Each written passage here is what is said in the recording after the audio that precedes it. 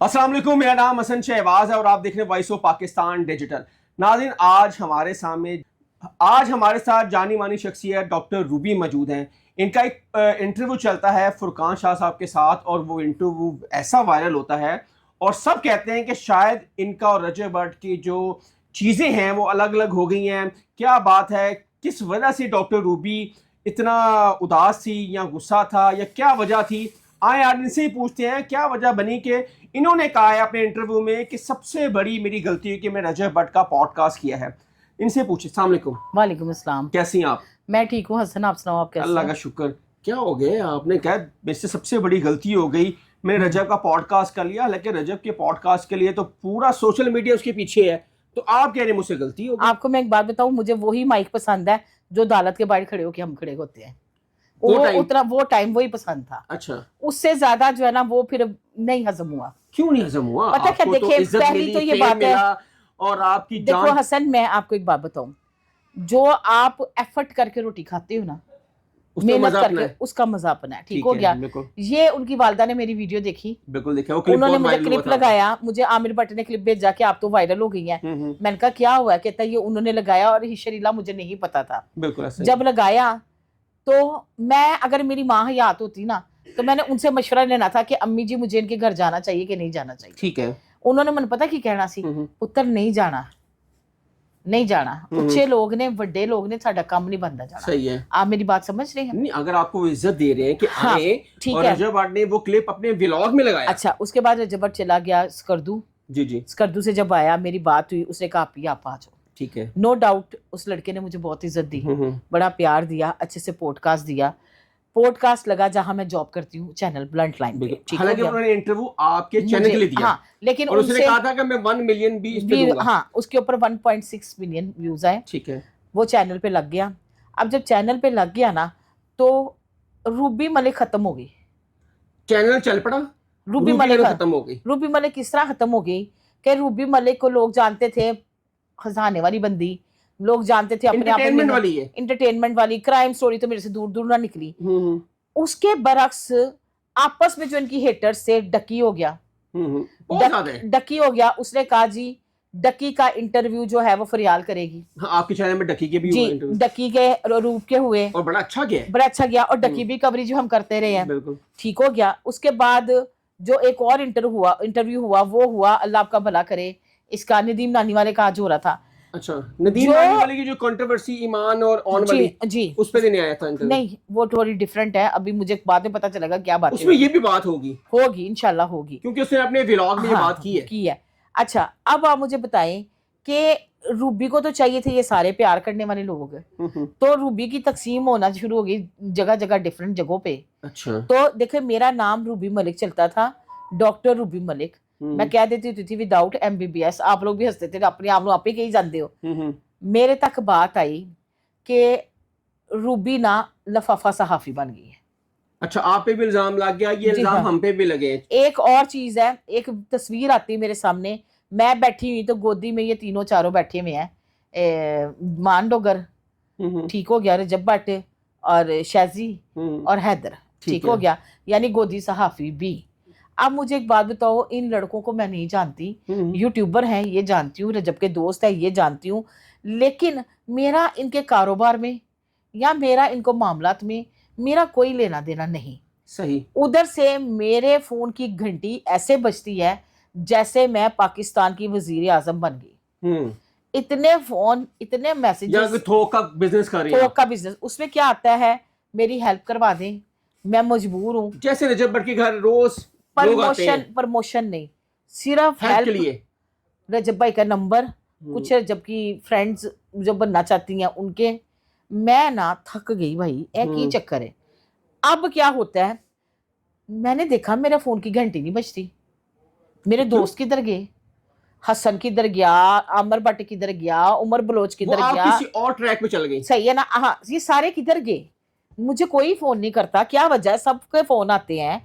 हुआ क्या कि रजब के बाद ये बड़ा बंदा हो गया, 80 उनके जेन में कुछ और, मेरे जेन में कुछ और। मुझे ना ये जो छोटे छोटे मेरे रिश्ते हैं ना, ये बड़े अजीज हैं। मैं बड़े मगरमच्छों के साथ नहीं बैठती। सेकंड थर्डली बात आ जाओ, फिर मेरे पे इल्जामात लगने शुरू हो गए, रूबी तो रजब की क्रीमों की प्रमोशन करा रही है 10 लाख रुपए उठा के। ये आप पे लगा इल्जाम? हाँ, रूबी तो शैम्पू आपने की करवाई? हाय हाय, कितों ਉਹ ਕਰੀਮਾਂ ਦੀ ਕਰਦਾ ਜੇ अच्छा, ठीक ਕਰੀਮਾਂ है। वाले एडे चंगे ने कि मैं 10 लाख भेज देंगे, भेज ही ना दे। रूबी तो शैम्पू की प्रमोशन करा रही है, रूबी तो ये कर रही है, रूबी तो वो कर रही है। जबकि रजब भट्ट ने मुझे कहा कि बाजी जो दिन मैं ਤੁਹਾਡੀ पॉडकास्ट की है ना, हुन सिफारिशी मेरे को बहुते आ रहे हैं। अच्छा, उसे 2 से 3 पॉडकास्ट लोगों को दिए हैं बिल्कुल ऐसे। 24 वाली को भी हाँ, दिया है, बिल्कुल दिया है। 1-2 दिन बाद और परसों भी दे रहा था किसी को पॉडकास्ट। वो जिंदगी तौर पे वो भी टेंशन में है।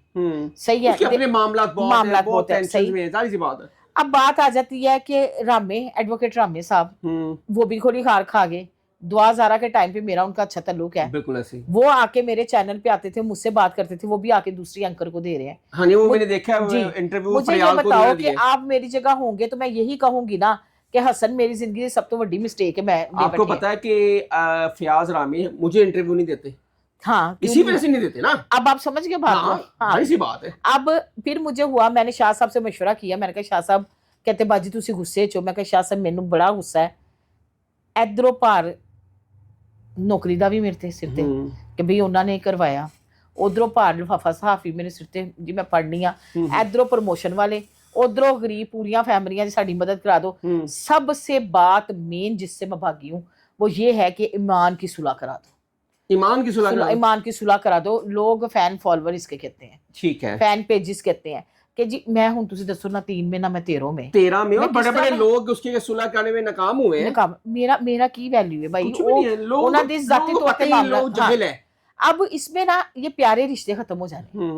रजब को अगर मैं रजब को वैसे कॉल करूंगी तो शायद वो समझेगा बाजी फिर कोई व्लॉग मांग रही है। जाहिर सी बात है, बंदे को ये रिश्ता जो है ना, ये पॉडकास्ट वाला, व्लॉग वाला, इंटरव्यू वाला, ये होना ही नहीं चाहिए था। बिल्कुल सही है, ये मेरा मकसद था बात करने का। आपको नहीं लगता कि वो ये इंटरव्यू हुआ जिसमें आपका चैनल ग्रो किया, आपके दायरे का चैनल ग्रो किया, लोगों को पता चला? आपको मैं एक बात बताऊं, रजब से पहले उसका जो पॉडकास्ट किए थे ना, लाइबा खान का लगा, आयशा भट्ट का लगा, जट नहीं भट्ट का, आयशा भट्ट का लगा, अख्तर लावे का लगा, काशिफ जमीर का लगा, उसके बाद रजब भट्ट का पॉडकास्ट आया मेरे पास।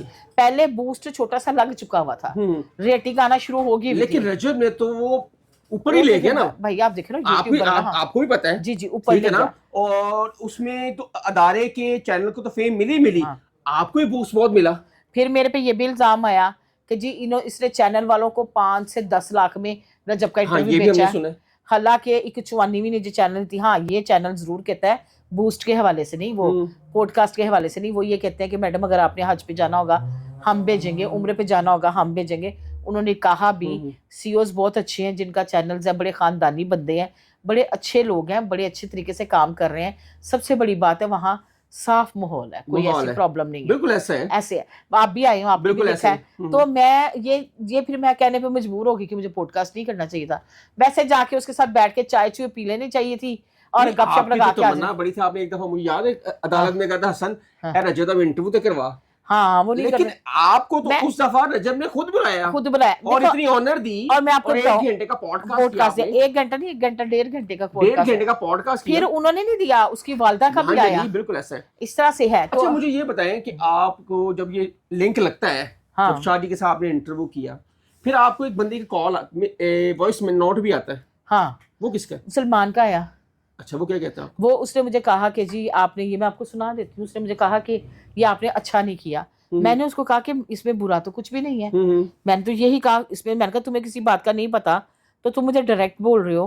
तो उसने कहा कि ये आपने अच्छा नहीं किया, आपको ये नहीं करना चाहिए था। अच्छा क्या नहीं किया कि आपको इस तरह नहीं कहना चाहिए था? ये इंटरव्यू में ये नहीं बोलना चाहिए था मुझे। मैं इस पे अफसोस किया, देखिए ये उसने लिंक भेजा, जी जी ये आगे इसमें, ये वीडियो देख के यकीन करें शदीद दुख हुआ।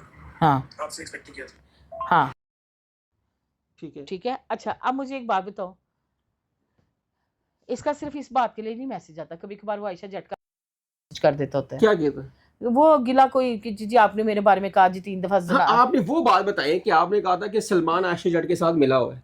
नहीं मैंने नहीं कहा था, मैं आपको बताती हूँ। आयशा ने वॉइसेस कुछ ऑन एयर की थी और ये पहले उसी रात को मैंने शाह साहब को कहा, शाह साहब आयशा को कुछ वॉइसेस है ने जो कुछ करांदी है ना आयशा सलमान को कह के करवांदी सी, उस वक्त की बात। अच्छा उस वक्त की बात, उस वक्त की अच्छा बात। ठीक है, तो ये उसके बाद रिसेंटली बात नहीं है। नहीं रिसेंटली मैं भाई नालू नहीं मन की पता हुए देखो, लेकिन एक मैं बात हूँ, जहाँ पे इश्क मुश्क होता है ना, वो जिंदा ही रहता है, जिंदा ही रहते हैं। जिंदा ही रहता है। आप कह रही हैं कि आयशा जट और सलमान का इश्क है, चाहे वो अदालतों में केस चल रहा है, लेकिन अभी जी भी जिंदा है। हाँ जिंदा है। अच्छा